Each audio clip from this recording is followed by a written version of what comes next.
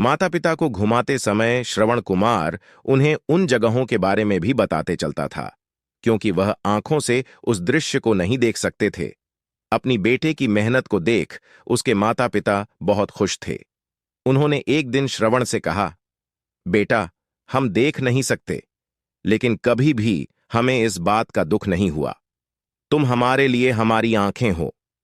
तुमने हमें जिस तरह सारे पवित्र स्थानों की कथा सुनाकर उनके दर्शन कराए हैं, ऐसा लगता है जैसे कि हमने सच में प्रभु के दर्शन अपनी आंखों से किए हों। अपनी माता पिता की बातें सुनकर श्रवण ने कहा, आप लोग ऐसी बातें न करें। बच्चों के लिए माता पिता कभी भी बोझ नहीं होते। यह तो बच्चों का धर्म होता है। एक दिन श्रवण कुमार आराम करने के लिए अयोध्या के पास अपने माता पिता के साथ रुका। तभी उसकी मां ने पानी पीने की इच्छा जताई। श्रवण को पास में ही एक नदी दिखाई दी। उसने अपने माता पिता से कहा, आप दोनों यहां आराम करें, मैं आप लोगों के लिए अभी पानी लेकर आता हूं। नदी के पास पहुंचकर श्रवण कुमार कमंडल में पानी भरने लगा। उसी जंगल में अयोध्या के राजा दशरथ भी शिकार के लिए पहुंचे थे। पानी में हलचल की आवाज सुनकर उन्हें लगा कि कोई जानवर पानी पीने आया है। उन्होंने बिना देखे केवल ध्वनि सुनकर ही अपना तीर चला दिया। दुर्भाग्य से वह सीधे श्रवण कुमार को लग गया। तीर लगते ही वह चीख पड़ा। इसके बाद राजा दशरथ जब अपने शिकार को देखने पहुंचे तो वहां श्रवण था। वो तुरंत श्रवण कुमार के नजदीक पहुंचे और कहा, मुझसे बहुत बड़ी भूल हो गई, मुझे माफ कर दीजिए। मुझे बिल्कुल नहीं पता था कि यहां कोई मानव होगा। मैं इस गलती का पश्चाताप करने के लिए क्या करूं कि तुम मुझे माफ कर दो। तभी करहाते हुए श्रवण कुमार ने कहा, यहां से थोड़ी ही दूर जंगल में मेरे माता पिता बैठे हैं। उन्हें काफी प्यास लगी है।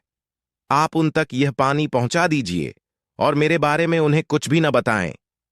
इतना कहते कहते श्रवण कुमार की सांसें रुक गईं। श्रवण कुमार की मौत से राजा दशरथ सुन्न पड़ गए। किसी तरह वो श्रवण कुमार के बताए अनुसार जल लेकर उसके माता पिता के पास पहुंचे। श्रवण के माता पिता अपने बेटे की आहट को बखूबी पहचानते थे। जब राजा दशरथ उनके करीब पहुंचे तो उन्होंने आश्चर्य से पूछा, तुम कौन हो और हमारे श्रवण को क्या हुआ? वह क्यों नहीं आया?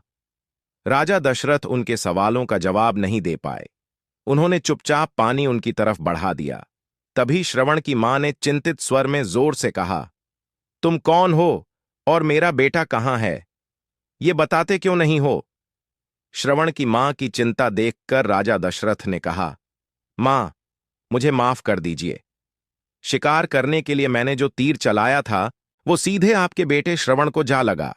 उसने मुझे आप लोगों के बारे में बताया, इसलिए मैं यहां पानी लेकर चला आया। इतना कहकर राजा दशरथ चुप हो गए। राजा दशरथ की बात सुनकर श्रवण की मां जोर जोर से रोने लगी।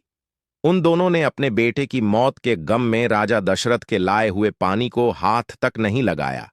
श्रवण के पिता ने राजा दशरथ के इस श्राप को पूरा करने के लिए ही भगवान राम को 14 वर्षों का वनवास हुआ।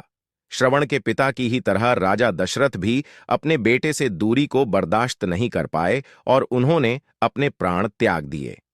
दोस्तों, इस कहानी से यह शिक्षा मिलती है कि हर बच्चे को अपने माता पिता की सेवा श्रवण कुमार की तरह ही निस्वार्थ भाव से करनी चाहिए। यही उनका सबसे बड़ा कर्तव्य है। दोस्तों, आज आपको हमारी कहानी कैसी लगी? कमेंट में जरूर बताएं। अगर आपको हमारी कहानी अच्छी लगी हो तो अपने दोस्तों के साथ शेयर करें और कमेंट में अपना प्यार जरूर दें। चैनल को सब्सक्राइब करें, बेल आइकन को प्रेस करें, जिससे आने वाली कहानी की नोटिफिकेशन आप पर सबसे पहले पहुंच सके। राधे राधे।